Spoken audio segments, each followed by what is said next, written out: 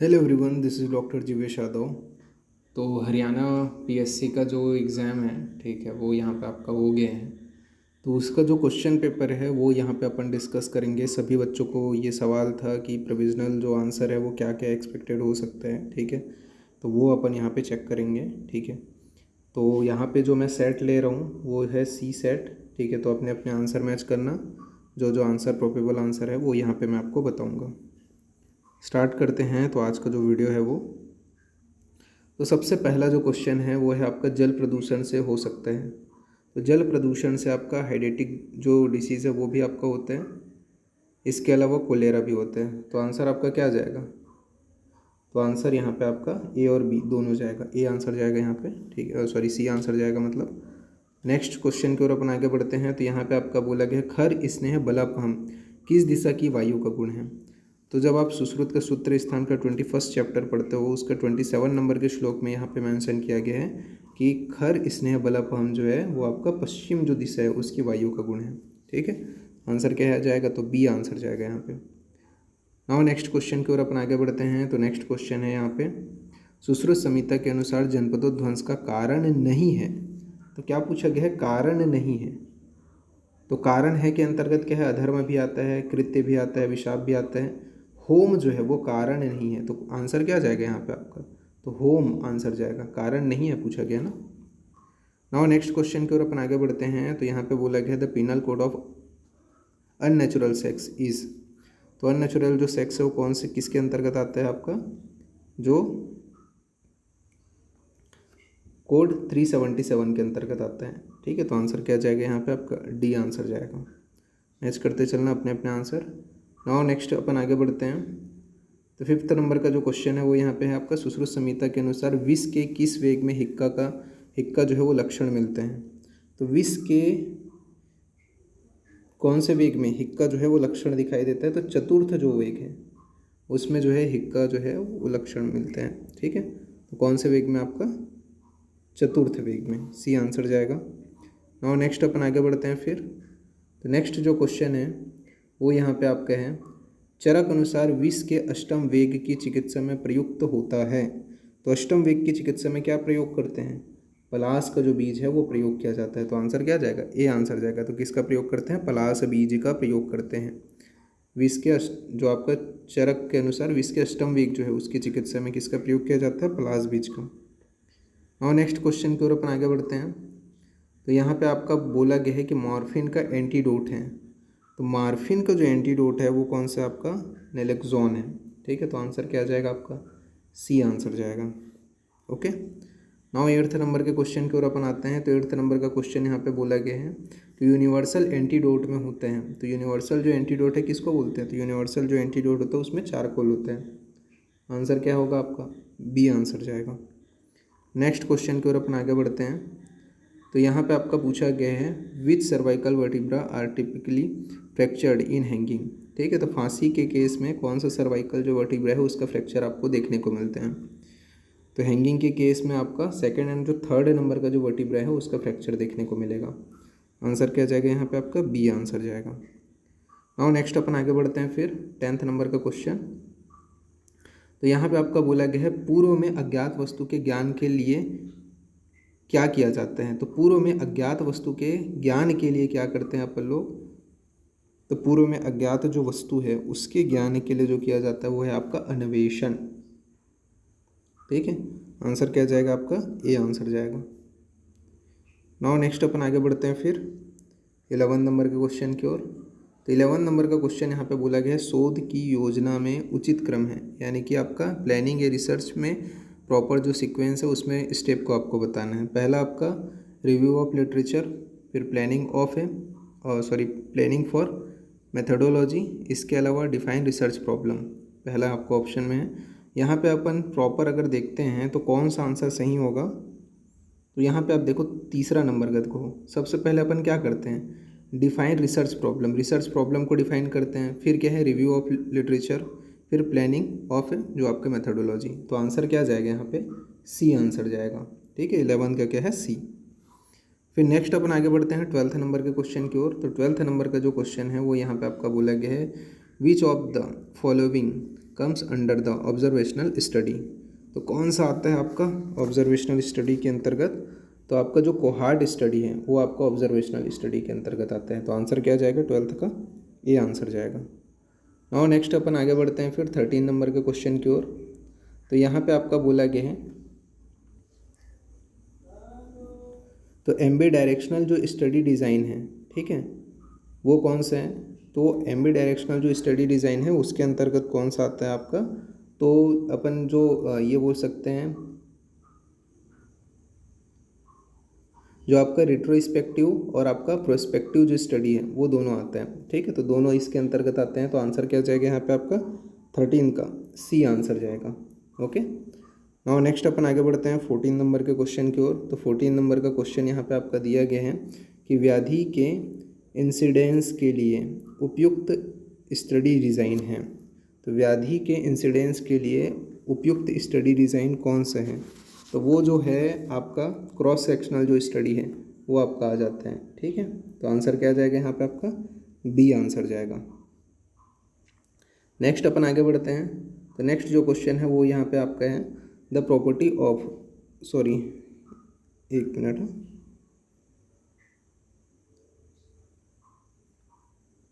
तो यहाँ पे बोला गया है the property of A deviation of the peak of a normal curve for its standard curve symmetries.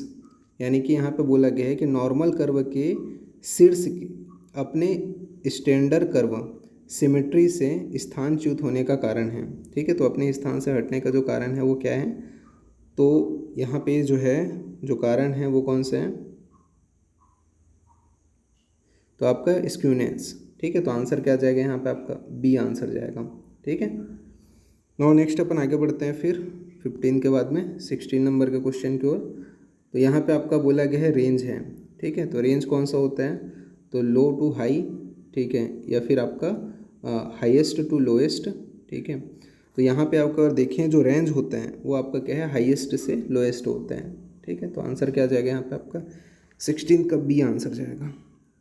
Now बात करते हैं 17th नंबर का। तो 17 नंबर का क्वेश्चन यहाँ पे आपका which of the following is a measure of A central tendency. तो सेंट्रल टेंडेंसी के लिए जो मापक है, ठीक है, कौन सा है आपका? तो सेंट्रल टेंडेंसी के लिए अपन जो है जो मीन है उसका प्रयोग करते हैं। तो आंसर क्या जाएगा यहाँ पे आपका? सी आंसर जाएगा। तो 17th का सी। नाउ नेक्स्ट अपन आगे बढ़ते हैं फिर 18 नंबर के क्वेश्चन के लिए। तो यहाँ पे आपका बोला गया है कि the most common value in the observation is called, क्या कहलाता है वो वैल्यू? तो वो जो वैल्यू है वो आपका मोड कहलाता है, ठीक है। आंसर क्या जाएगा यहाँ पे आपका? सी आंसर जाएगा। नाउ नेक्स्ट अपन आगे बढ़ते हैं फिर 19 नंबर के क्वेश्चन की ओर। तो 19 नंबर का क्वेश्चन है यहाँ पे यहाँ पे अपन बात करें साइन टेस्ट है, ठीक है। तो साइन टेस्ट कौन सा है आपका बताओ? तो यहाँ पे आपका पैरामेट्रिक है, नॉन पैरामेट्रिक है, ठीक है। तो इसके अंतर्गत अपन बात करें साइन टेस्ट के अंतर्गत क्या आता है? तो साइन टेस्ट के अंतर्गत आपका जो है नॉन पैरामेट्रिक टेस्ट का टाइप है, ठीक है। तो आंसर क्या जाएगा यहाँ पे?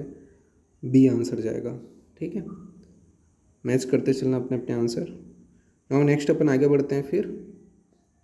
तो नेक्स्ट जो क्वेश्चन है 20 नंबर का। तो यहाँ पे बोला गया वात शोफ वर्ण भेद ग्लानि आदि लक्षण किसके हैं? तो वात शोफ वर्ण भेद ग्लानि आदि जो लक्षण हैं वो किस में आपको देखने को मिलता है? तो ओजो व्यापद के अंतर्गत देखने को मिलते हैं, ठीक है। तो ओजो व्यापद के अंतर्गत यहाँ जो है लक्षण देखने को मिलेगा।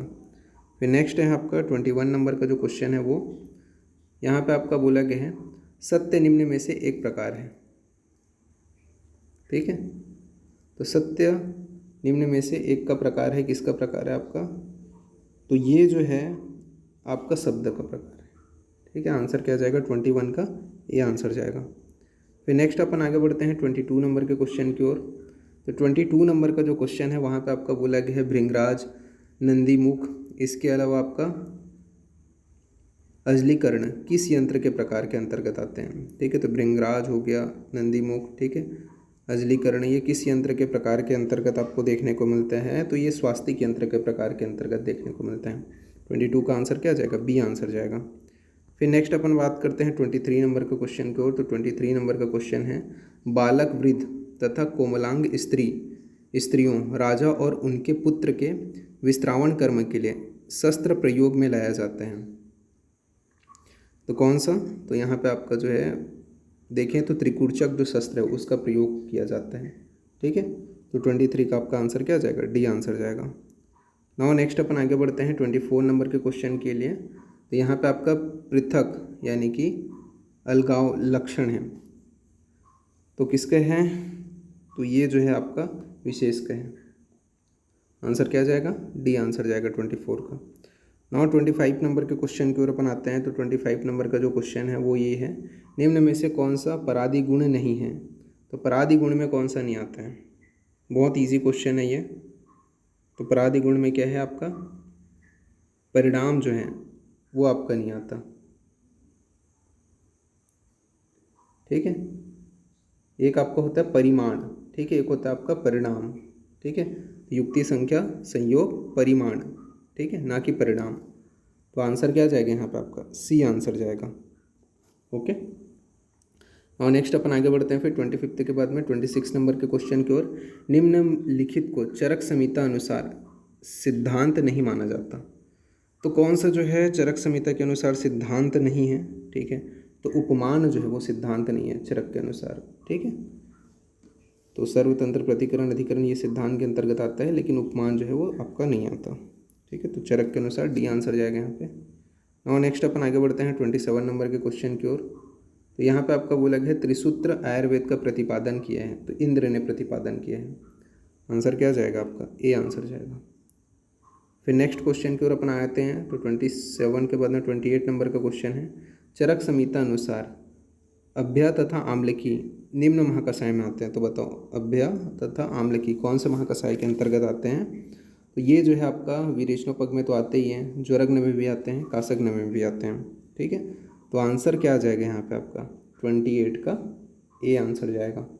ओके, और नेक्स्ट अपन आगे बढ़ते हैं 29 नंबर के क्वेश्चन की ओर। 29 नंबर का जो क्वेश्चन है वो यहाँ पे आपका निस्तोद अस्थि शून्यता किस क्षय का लक्षण है? तो निस्तोद अस्थि शून्यता किसके क्षय का लक्षण है? तो मज्जा क्षय का लक्षण है। आंसर क्या जाएगा 29 का? तो बी आंसर जाएगा यहाँ पे। निस्तोद अस्थि शून्यता किसका लक्षण है, किसके क्षय का लक्षण है? तो मज्जा क्षय के लक्षण के अंतर्गत आपको देखने को मिलते हैं। ओके, फिर इसके बाद 30 नंबर के क्वेश्चन की ओर अपन आते हैं। तो 30 नंबर का जो क्वेश्चन है वो ये रहा। इसमें दो कथन दिए गए हैं। पहला बोला गया है कश्यप ने शिशु को स्वर्णप्राशन का प्रयोग बताया है। फिर यहाँ पे आपका जो तर्क है वो बोला गया है कि स्वर्णप्राशन से मेधा, अग्निबल तथा आयु की वृद्धि होती है। तो पहला आपका यहाँ पे ऑप्शन है असत्य है पहला, और बी जो है वो सत्य है। तो यहाँ पे अपन प्रोबेबल अगर आंसर देखते हैं तो ए और दो दोनों सत्य हैं, और सही जो है व्याख्या भी करती है। स्वर्ण प्राशन का प्रयोग करने से मेधा, अग्निबल, आयु इनकी वृद्धि होती है। तो यहाँ पे आंसर क्या जाएगा? 30वां का सी आंसर जाएगा यहाँ पे। ठीक है, दोनों एक्सप्लेनेशन भी बिल्कुल सही है। फिर 31 नंबर के क्वेश्चन की ओर अपन आते हैं। तो 31 नंबर का क्वेश्चन है चरक अनुसार एरंड मूल के सर्वोत्तम गुण है। तो चरक के अनुसार एरंड मूल का सर्वोत्तम गुण कौन से हैं? तो चरक के अनुसार एरंड मूल का सर्वोत्तम गुण जो है आपका वृष्यवात हरणम। ठीक है, तो वृष्यवात हरणम किसका गुण है? आपका एरंड मूल का सर्वोत्तम गुण है। ठीक है, तो 31 का आपका आंसर क्या जाएगा? बी आंसर जाएगा। फिर नेक्स्ट बात करते हैं 32 नंबर का क्वेश्चन। तो 32 नंबर का जो क्वेश्चन है वो ये रहा, निम्नलिखित का सही मिलान करना है। ठीक है, तो यहाँ पे आप देखो जो यव है, ठीक है,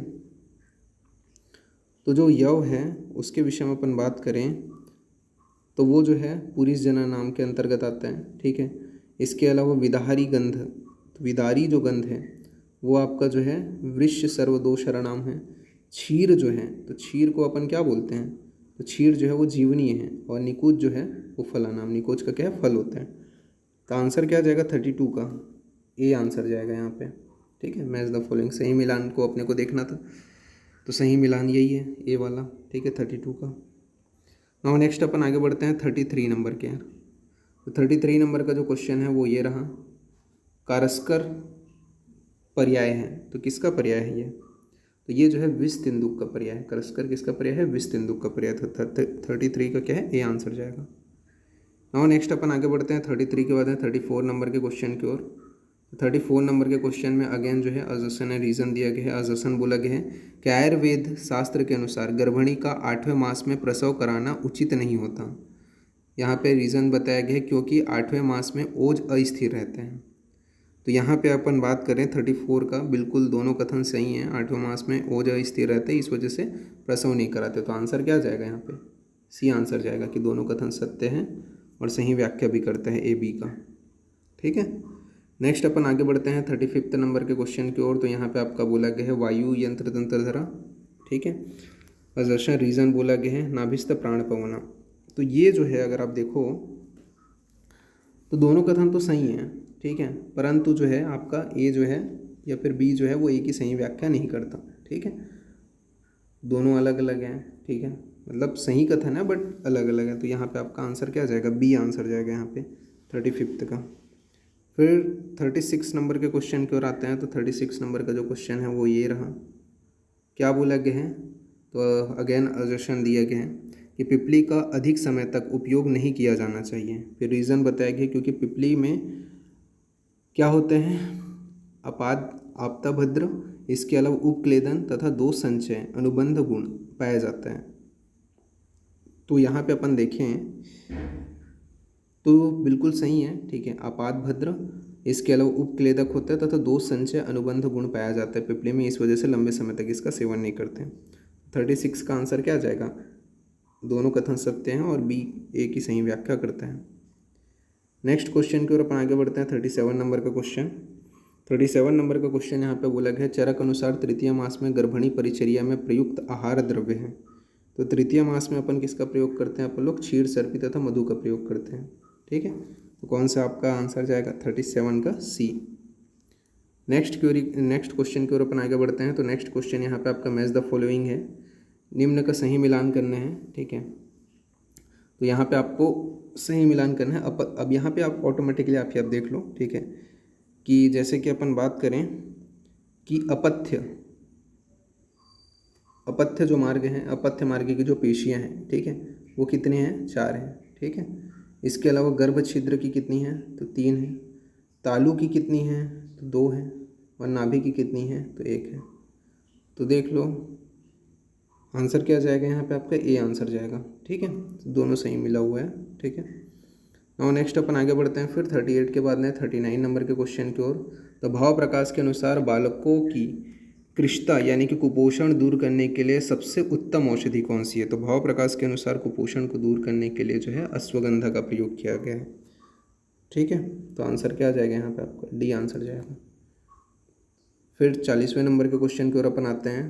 तो मैच द फॉलोइंग है, अगेन सही मिलान करना है। तो कपाल अस्थि कौन सा है? कपाल अस्थि कहाँ पर की अस्थि है? तो कपाल जो अस्थि है वो आपका क्या है? जानु प्रदेश की है। ठीक है, इसके अलावा रुचक अस्थि कौन सी है? तो दंश रुचा नाम। ठीक है, फिर इसके अंदर तरुण अस्थि कौन सी है? तो तरुण जो है वो आपका ग्रीवा की होगी और वलय आपका पृष्ठ। तो देख लो कौन सा है आपका? ये आंसर जाएगा। ठीक है, 40 का ए। और नेक्स्ट अपन आगे बढ़ते हैं फिर 41 नंबर के क्वेश्चन की ओर। तो 41 नंबर का क्वेश्चन ये रहा, बालकों में गुदपाक की चिकित्सा है। तो बालकों में जब गुदपाक हो जाता है तो क्या कराते हैं अपन? रसांजन का प्रयोग करते हैं। आंसर क्या जाएगा? ए आंसर जाएगा। और नेक्स्ट अपन आगे बढ़ते हैं फिर 42 नंबर के क्वेश्चन की ओर। निम्न में से किस घृत का प्रयोग कश्यप ने सूतिका के विषम ज्वर की चिकित्सा में किया है? तो कश्यप संहिता से क्वेश्चन है। ठीक है, तो किस घृत का प्रयोग किए हैं? तो अभ्या घृत का प्रयोग किया है। आंसर क्या जाएगा यहाँ पे आपका? ए आंसर जाएगा। और नेक्स्ट अपन आगे बढ़ते हैं 42 के बाद में 43 नंबर के क्वेश्चन की ओर। तो 43 नंबर का क्वेश्चन है, भाव प्रकाश के अनुसार व्रण रोपणी हरितिकी है। तो व्रण रोपणी हरितिकी कौन सा है? तो व्रण रोपणी जो हरितिकी है वो रोहिणी हरितिकी है। सी आंसर जाएगा 43 का। और नेक्स्ट अपन आगे बढ़ते हैं 44 की ओर। 44 नंबर का क्वेश्चन है, एपीआई का संबंध है किससे? आपका एपीआई का जो संबंध है वो तो आपका मलेरिया से है। और नेक्स्ट अपन आगे बढ़ते हैं 45 नंबर के क्वेश्चन की ओर। तो 45 नंबर का क्वेश्चन यहाँ पे ये रहा कि वृहणे कर्मणि शक्ति का किससे संबंध है? तो ये बहुत ईजी है। ठीक है, तो ये आपका जो है गुण से ही रिलेटेड गुण का ही क्वेश्चन है, ठीक है। क्या है आपका? गुरु गुण के लिए, ठीक है। तो वृहणे कर्मणे शक्ति सगुरु, ठीक है। तो ये आपका आंसर क्या जाएगा? जो वृहण शक्ति लाता है वो क्या है? गुरु गुण है। तो आंसर क्या जाएगा यहाँ पे आपका? 45 का सी आंसर जाएगा। 46 नंबर के क्वेश्चन की ओर अपन आते हैं। तो 46 नंबर का जो क्वेश्चन है वो ये रहा, येन कुरुते येन कुर्वन्ति तद। तो ये आपका येन कुर्वन्ति तद क्या कहलाएगा? आपका वीर्या, ठीक है। तो वीर्य का है। तो 46 का आपका क्या है? डी आंसर जाएगा। फिर बात करते हैं 47 नंबर के क्वेश्चन की ओर। तो 47 नंबर का क्वेश्चन है कि इसमें एक मिनट, हाँ। तो किसमें जो है डाइटैमीन पाया जाता है? तो किस में पाया जाता है डाइटैमीन? तो अगर बात करें तो जो आपका सप्तपर्ण है, ठीक है, जो आपका सप्तपर्ण है, ठीक है, उसमें पाया जाता है। तो आंसर क्या आ जाएगा आपका? बी आंसर जाएगा यहाँ पे 47 का। फिर 48 के ओर अपन आते हैं। तो 48 नंबर का क्वेश्चन है, आद्रक स्वरस की भावना देने से किसका शोधन होता है? तो आद्रक स्वरस की भावना देने से अहिफेन का शोधन होता है। अहिफेन के शोधन के लिए प्रयोग करते हैं। तो 48 का बी हो गया। 49 नंबर के क्वेश्चन की ओर आते हैं। तो रत्न प्रभा टीका किस ग्रंथ पर है? तो रत्न प्रभा जो टीका है वो जो है आपका चक्रदत्त पर है, ठीक है। तो यहाँ पे आंसर क्या जाएगा? यहाँ पे 49 का सी। नाउ नेक्स्ट अपन आगे बढ़ते हैं। तो ये राइटर पूछा गया है, ठीक है, कौन है राइटर? ठीक है, रत्न प्रभा जो टीका है उसके, तो ये आपके चक्रदत्त हैं। फिर उसके अंदर 50वां नंबर का क्वेश्चन है आपका। तो इंक्यूबेशन पीरियड पूछा गया आपका किसका? कोलेरा का जो है इंक्यूबेशन पीरियड जो है वो यहाँ पे आपका पूछा गया है। तो कितना दिन का रहता है वो आपका? 12 घंटे से लेकर के 5 दिन का, ठीक है। तो 12 आवर टू 5 डेज। तो 50वां का ये आंसर जाएगा। तो यहाँ पे अपन लोगों ने स्टार्टिंग के जो 50 क्वेश्चन है उसके प्रोबेबल जो आंसर हैं वो हमने यहाँ पे देखे हैं, ठीक है। और इसके नेक्स्ट पार्ट में आपके बचे हुए जो 50 क्वेश्चन है उसके अपन आंसर देखेंगे, ठीक है। तो अभी के लिए इतना ही, ओके, ठीक है। तो फिर थैंक यू।